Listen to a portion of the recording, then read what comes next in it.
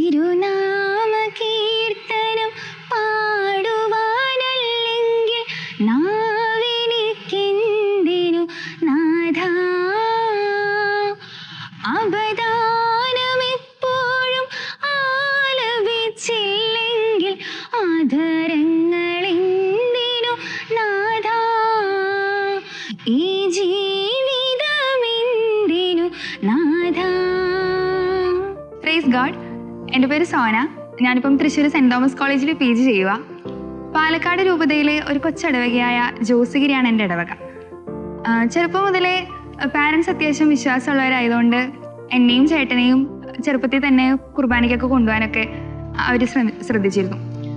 അപ്പം കുർബാനയ്ക്ക് 7 മണിക്കാണ് കുർബാനയെങ്കിൽ ഒരു 6:30 ആകുമ്പോഴത്തേക്ക് ഞങ്ങൾ പള്ളിയിൽ എത്തിയിട്ടുണ്ടാകും. പള്ളിയോട് വളരെ ചേർന്ന് നിന്നൊരു ഫാമിലി ആയിരുന്നു ഞങ്ങളുടെ ഫാമിലി. പിന്നെ ഞാൻ ചെറുപ്പത്തിൽ പ്രാർത്ഥിക്കുന്ന കാര്യങ്ങളൊക്കെ പറഞ്ഞു കഴിഞ്ഞാൽ കുർബാനയുള്ള ദിവസങ്ങളിലൊക്കെ, കൊച്ചിടവകി ആയതുകൊണ്ട് തന്നെ ശനി ഞായർ ദിവസങ്ങളിൽ മാത്രമേ കുർബാന ഉണ്ടായിരുന്നുള്ളൂ.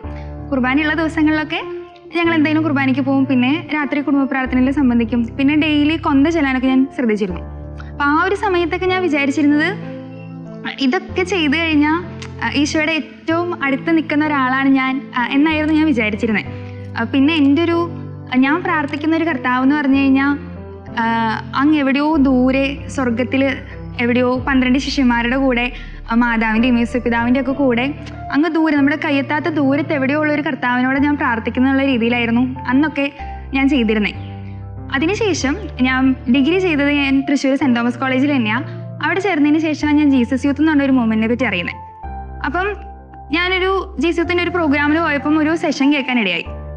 അപ്പോൾ ആ സെഷനിൽ ഒരു ചേട്ടൻ പറഞ്ഞു, നമ്മുടെ ഈശോ എന്ന് പറഞ്ഞു കഴിഞ്ഞാൽ അങ്ങ് ദൂരെ നമുക്ക് കാണാൻ പറ്റാത്ത അങ്ങ് ദൂരെ എവിടെയോ ഉള്ള ഒരാളല്ല, നമ്മുടെ കൂടെ എപ്പോഴും നമ്മുടെ കൂടെയുള്ള, നമ്മൾ ഡാൻസ് കളിക്കുമ്പോൾ നമ്മുടെ കൂടെ ഡാൻസ് കളിക്കുന്ന, നമ്മൾ പാട്ട് പാടുമ്പോൾ നമ്മുടെ കൂടെ പാട്ട് പാടുന്ന, ഇപ്പം നമ്മളൊരു എക്സാം എഴുതുമ്പോൾ നമ്മുടെ കൂടെ അപ്പുറത്തിരുന്ന് എക്സാം എഴുതുന്ന, അല്ലെങ്കിൽ നമ്മളിപ്പം എവിടേക്കെങ്കിലും യാത്ര ചെയ്യുമ്പോൾ നമ്മുടെ കൂടെ യാത്ര ചെയ്യുന്ന, അങ്ങനെ നമ്മുടെ കൂടെ നിൽക്കുന്ന, നമ്മുടെ അതേ പ്രായമുള്ള, നമ്മുടെ അതേ വൈബിൾ. ഇപ്പോൾ എനിക്ക് 19 വയസ്സാണെങ്കിൽ ഈശോയ്ക്കും 19 വയസ്സ്, അങ്ങനെ നമ്മുടെ അതേ പ്രായമുള്ള അതേ മൈൻഡ് സെറ്റ് ഉള്ളൊരു ഈശോ ആണ് നമ്മുടെ ഈശോ എന്നാണ് അന്ന് ആ ചേട്ടൻ അങ്ങനെ പറഞ്ഞു.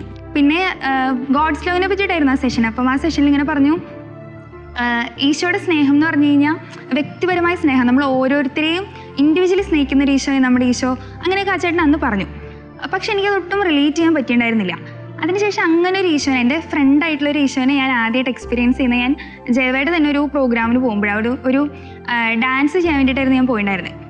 അപ്പം ആ ഡാൻസ് ചെയ്യാൻ വേണ്ടി നമ്മൾ കയറുന്നതിന് മുന്നേ നമ്മൾ പ്രാർത്ഥിച്ചിട്ടൊക്കെയാണ് കയറിയത്. അത് കഴിഞ്ഞ് സ്റ്റേജിൽ കയറി കഴിഞ്ഞിട്ട് ഡാൻസ് കളിച്ച് തുടങ്ങിയപ്പം എനിക്കിങ്ങനെ എക്സ്പീരിയൻസ് ചെയ്യാൻ പറ്റി. എൻ്റെ കൂടെ തൊട്ടപ്പുറത്ത് ആരോ നിന്ന് എൻ്റെ കൂടെ കളിക്കുന്നു. എൻ്റെ എനർജിയൊക്കെ ഇങ്ങനെ ചോർന്നു പോകുന്ന സമയത്ത് എനിക്കിങ്ങനെ എനർജി ഇങ്ങനെ തന്നുകൊണ്ടിരിക്കുന്നു. അങ്ങനെ അന്ന് ആ ചേട്ടൻ പറഞ്ഞ ആ ഫ്രണ്ട് പോലത്തെ ആ ഈശോനെ അന്നാണ് ശരിക്കും ഞാൻ ആദ്യമായിട്ട് എക്സ്പീരിയൻസ് ചെയ്യുന്നത്.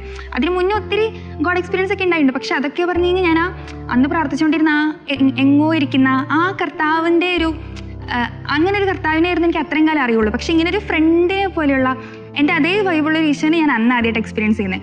അപ്പം ഫസ്റ്റ് ഇങ്ങനെ ഒരു എക്സ്പീരിയൻസ് ഡാൻസിലൂടെ കിട്ടിയതുകൊണ്ട് തന്നെ പിന്നെയും ഡാൻസ് കളിക്കാൻ എനിക്ക് ഒത്തിരി ഇഷ്ടമായിരുന്നു. അപ്പം ഡാൻസ് ചെയ്യുമ്പം നന്നായി കളിക്കണം എന്നതിലുപരി ചിരിച്ച് കളിക്കാനായിരുന്നു ഞാൻ കുറച്ചും കൂടിയും ശ്രദ്ധിച്ചുകൊണ്ടിരുന്നത്. എൻ്റെ സ്മൈലിലൂടെ ഈശോനെ കൊടുക്കാൻ ഞാൻ ഒത്തിരി ശ്രമിച്ചിട്ടുണ്ട്.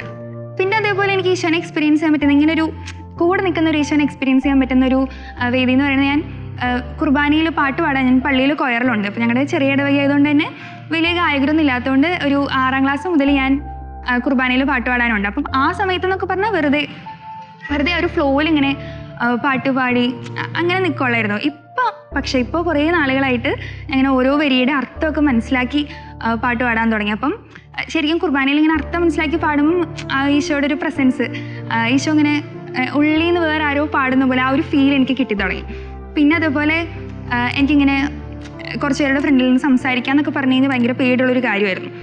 സ്റ്റേജ് ഫിയർ അല്ല, പക്ഷേ എന്താ ഇപ്പോൾ അവിടെ പോയി സംസാരിക്കുക, അങ്ങനെ എന്ത് പറഞ്ഞാൽ എനിക്കിങ്ങനെ ഒരു യെസ് പറയാനൊരു പേടിയായിരുന്നു. പക്ഷേ ഇപ്പോൾ എനിക്ക് അങ്ങനെ ഒരു പേടിയില്ല. എനിക്ക് അറിയാത്തൊരു കാര്യം ചെയ്യാൻ എന്നോട് പറയുകയാണെങ്കിൽ ഞാൻ ഓക്കെ പറഞ്ഞിട്ട് എന്തുണ്ടെങ്കിലും എന്താ ഈശോ കൂടെ ഉണ്ടല്ലോ, ഈശോ കൂടെ ഉണ്ടെങ്കിൽ പിന്നെ എന്തിനു പേടിക്കണം, അങ്ങനെ ഒരു മൈൻഡായി. ഇപ്പം എന്ത് പറഞ്ഞാലും ഓക്കെ ചെയ്യാം, യെസ്, അത്രേ ഉള്ളൂ. പിന്നെ ഇപ്പം നമ്മൾ എന്തൊരു കാര്യം ചെയ്യാൻ പോകുന്നതിന് മുന്നേ ജസ്റ്റ് ഒന്ന് ഈശോയോട് പറഞ്ഞിട്ട് പോയാൽ മതി. ഇങ്ങനെ ഇപ്പം ഒരു കാര്യം ചെയ്യാൻ പോകുന്നതിന് മുന്നേ 10 എത്രയും ദളമാതാവ് ചൊല്ലണം, അങ്ങനെയൊന്നുമില്ല. ഇപ്പം നമ്മൾ എത്രയും ദളമാതാവൊക്കെ ചൊല്ലുമ്പം എത്രത്തോളം അർത്ഥം മനസ്സിലാക്കിയിട്ട് നമ്മൾ ചൊല്ലുന്നുണ്ടാവും. അപ്പോൾ നമ്മളിങ്ങനെ ചെറുപ്പം തൊട്ടേ കാണാണ്ട് പഠിച്ചുകൊണ്ട് ചുമ്മാ ഒരു ഫ്ലോയിൽ ഇങ്ങനെ ചെല്ലി വിടണം. അതിനേക്കാൾ ഉപരി എന്തെങ്കിലും ഒരു കാര്യം ചെയ്യുന്നതിന് മുന്നേ ഒന്നിങ്ങനെ ഈശോയെ ഞാനിത് ചെയ്യാൻ പോവാ, അടിപൊളിയാക്കി തരണേ, അത്ര മതി.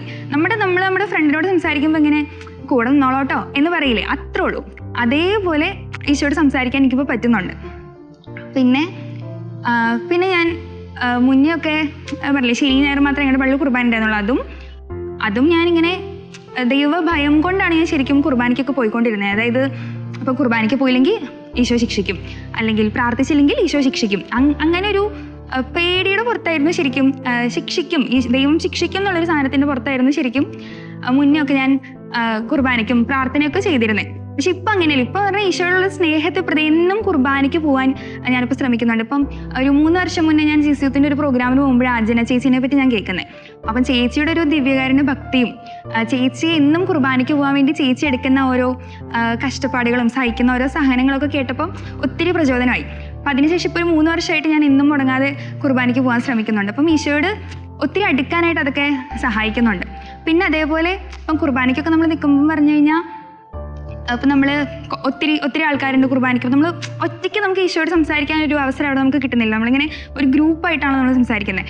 അതല്ലാതെ അതിനുശേഷമാണ് ഞാൻ പിന്നെ പേഴ്സണൽ പ്രെയറിനെ പറ്റി അറിയുന്നത്. അപ്പം പേഴ്സണൽ പ്രെയർ എന്ന് പറഞ്ഞു കഴിഞ്ഞാൽ ശരിക്കും നമ്മളും ഈശോയും മാത്രമേ ഉള്ളൂ ആ ഒരു സമയത്ത്. അപ്പം നമുക്ക് ശരിക്കും ഞാൻ നേരത്തെ പറഞ്ഞ ഫ്രണ്ടിനെ പോലത്തെ ഈശോയോട് നമുക്ക് സംസാരിക്കാൻ പറ്റുന്നൊരു സമയം അത്. അപ്പോൾ ഞാൻ പേഴ്സണൽ പ്രെയർ ചെയ്യാന്ന് പറഞ്ഞു കഴിഞ്ഞാൽ നമ്മൾ ഇന്നും ഒരു 10 മിനിറ്റെങ്കിലും ഈശോയ്ക്ക് കൊടുക്കണം എന്നാണ് പറയുക. അപ്പം എനിക്കങ്ങനെ ഒരു 10 മിനിറ്റ് ശ്രദ്ധിച്ച് ഈശോയോട് ഇങ്ങനെ സംസാരിച്ചിരിക്കാൻ എനിക്ക് പറ്റാറില്ല. ഞാൻ വേറെ എന്തെങ്കിലും ചിന്തയൊക്കെ വന്ന് അങ്ങനെ പോകാറുണ്ട്.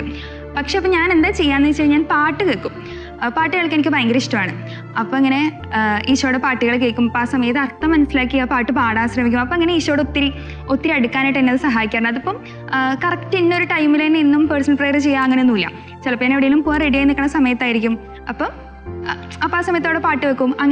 അങ്ങനെ ഈശോയുടെ കൂടെ ആയിരിക്കാൻ പാട്ട് എന്നെ ഒത്തിരി സഹായിക്കുന്നുണ്ട്.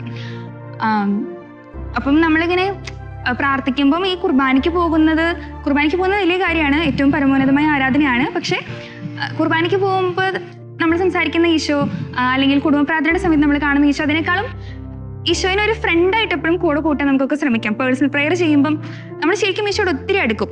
പാട്ടിലൂടെയൊക്കെ ഒത്തിരി ഈശോ നമ്മളോട് അടുക്കും. നമുക്ക് പിന്നെ എന്ത് ചെയ്യാനും ധൈര്യം വരും. എല്ലാത്തിനോടും ഒരു യെസ് പറയാൻ ഈശോ കൂടെ ഉണ്ടെങ്കിൽ എന്ത് ചെയ്യാനുള്ളൊരു ധൈര്യം നമുക്ക് വരും. പിന്നെ ഈശോയുടെ പ്ലാനിൽ വിശ്വസിക്കാൻ, എന്തെങ്കിലും പ്രശ്നം വന്നാലും അത് സാരില്ല, ഈശോയുടെ പ്ലാൻ ആയിരിക്കും. അങ്ങനെ ജീവിതത്തെ നമുക്ക് കാണാൻ നമുക്ക് പറ്റും. അപ്പം മറ്റ് പ്രാർത്ഥനകളുടെ കൂടെ പേഴ്സണൽ പ്രെയറും കൂടി നമ്മുടെ ജീവിതത്തിൻ്റെ ഒരു ശൈലിയാക്കി മാറ്റാൻ എല്ലാവരും ശ്രമിക്കുക.